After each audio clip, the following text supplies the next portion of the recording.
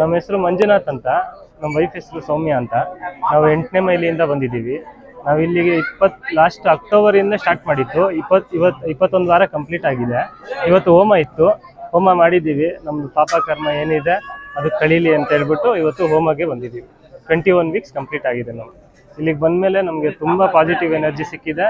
ತುಂಬ ನಮ್ಮಲ್ಲಿ ಫೈನಾನ್ಷಿಯಲಿ ಆಗಲಿ ಇಲ್ಲ ವರ್ಕ್ ವೈಸ್ ಆಗಲಿ, ನಮ್ಮ ವೈಫ್ಗೂ ಕೆಲ್ಸಕ್ಕೆ ತುಂಬ ಪ್ರಾಬ್ಲಮ್ ಆಗಿತ್ತು. ಕೆಲಸ ಸಿಕ್ಕಿರಲಿಲ್ಲ, ತುಂಬ ಒದ್ದಾಡಿ ಕಷ್ಟಪಟ್ಟಿದ್ರು.